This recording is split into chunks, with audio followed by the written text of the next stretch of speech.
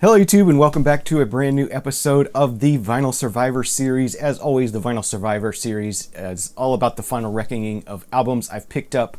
I've given all these albums a critical listen, and I let you know what I think of each one and let you know whether they're going to be going in my permanent collection or whether they just weren't for me for whatever reason.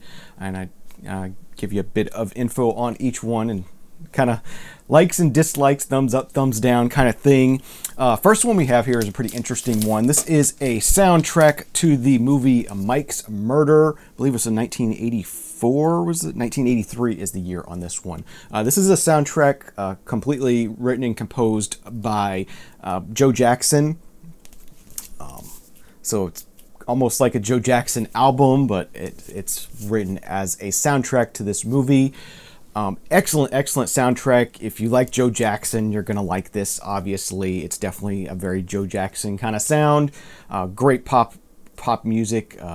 Yeah, really excellent. I really enjoyed this soundtrack without ever having seen the movie. Even though the movie is something I do want to see, I think I would like the movie. It sounds like something I would be interested in. Being a Joe Jackson album, it's on A&M Records. So yeah, the first one up. Mike's Murder soundtrack by Joe Jackson. Excellent. Highly recommended. If you enjoy Joe Jackson, you're gonna like this. If you like 80s pop music, you're probably gonna like this as well. Joe Jackson is excellent. You should absolutely pick up Joe Jackson if you can. Good one there. So that one is a thumbs up. That one's going in the collection. Next up, staying in the 1980s, I think this is actually 1984 was the release on this one. We have a progressive album by Planet P Project, and this is Pink World from 1984. As I said, Planet P Project is a pseudonym for Tony Carey. Played with Rainbow and some other groups along the way, been a progressive keyboardist for a while. Yeah, really interesting album. This was sort of just a blind find for me. I was attracted by the album cover. I was like, that looks pretty cool. It looks like something proggy, and it definitely was. This tells a story of sort of like a dystopian future after a nuclear war, and this boy has these special powers, and the government's trying to control him. This definitely would fit into the albums that tell a story question on the 2021 vinyl tag video. Yeah, definitely a story album here. Really long, 2 LPs. It's like 120 minutes, I think. Really neat gatefold on this one. Yeah, excellent stuff. If you're into prog, you'll definitely want to check this out if you like Marillion and stuff like that, 80s prog kind of stuff. This fits right into that genre quite well. It's really excellent. Didn't have much success commercially when it was first released, but I think in recent years or in recent times it has grown in its popularity. And this does come with a pink lyric sheet, so that's nice. And the first pressing of this album was done on pink vinyl. I would love to find one of those at some point. That would be pretty cool. I think I found a 12-inch single from this that was on pink vinyl at one point. But yeah, this is just on black vinyl and MCA. So yeah, definitely will be on the lookout for a pink vinyl version of this. Hopefully I'll be able to find one. But this is an excellent album. Definitely should be checked out if you're into prog and you haven't checked this out. Absolutely awesome story, awesome album, really excellent. So that one is a thumbs up as well. It's going to be keeper in my collection. All right, next thing I have to share with you is a radio show from 1983, March 18th through 20th, 1983. And that is Rock Street, the Source Music Magazine. This was their broadcast. They used to send, anytime they would have a radio show like that, they would send these out to radio stations and they would play the records on the weekend. So this features young adult kind of music. So you got like David Bowie. Who else is on here? Keith Emerson. Lots of different interviews on here. An interview with John Belushi on here. just a cool sort of timepiece of a radio show from the 80s, Billboard Top 40 kind of styled, but a little bit different, a little bit freer in what it could do. Just a really nice timepiece. I do like collecting old radio shows like this from the 80s. It's cool to just put them on. You hear the old ads from the 80s and stuff, and this was sponsored by the military, and it definitely is of its time, being sort of very, the early 80s, the Reagan era, very, very much a sort of conservative, pro-military, pro-America kind of time, just kind of like the time we just went through in the past 4 years. Not always great, but a nice timepiece, and I'll be keeping this. As I said, I collect this kind of thing. Not always easy to find, because technically these were supposed to be destroyed after the radio station was done with them. Sometimes people would take them home or whatever, or radio station would save them, and then they would end up in the trash, and people would dig them out of the trash. All kinds of stories like that. Cool little time capsule and a fun little 80s 80s thing to collect. That was nice.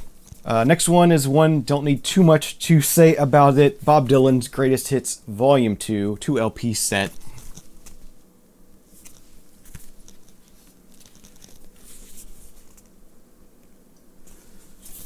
It's Bob Dylan. Not much need to be said about it. I did not have this in the collection though, so I'm going to add this in. Occasionally it's fun to put on a Greatest Hits. Not always into Greatest Hits, but Bob Dylan Greatest Hits, we'll keep that one around. That one is going to be staying in the collection. Next up, we got a comedy album here, An Evening Wasted with Tom Lehrer. So he does kind of a musical comedy kind of thing, piano-based musical comedy kind of thing. This was an enjoyable listen. There's some laughs in here, but overall, I'm not into keeping comedy albums once I've listened to them. So this one's not staying in the collection, but it was a fun listen and enjoyable to check out. All right, next thing I have to share with you is a bit of disco. This is Miguel Brown with Symphony of Love from 1978. And pretty much just a disco album. I'm not really that into disco, so it was fun to listen to, but not necessarily anything I want to keep around in my collection. And it's on the Polydor label. So Miguel Brown, Symphony of Love, not going to be staying in my collection just because it's disco, and I rarely like disco and rarely keep disco. So not going to be a keeper for me, but an enjoyable listen. All right, next up I have a reissue from an album from 1971. That's Funkadelic's Maggot Brain. Classic album from Funkadelic. Psych soul group. Great, an excellent album. Nice gatefold on this one. This is the Four Men with Beards reissue of the album. And there is that, pressed at United. A decent pressing. This gets a bad rap as sounding poor, and it did originally sound poor. After a good cleaning, the sound improved quite a bit on this one.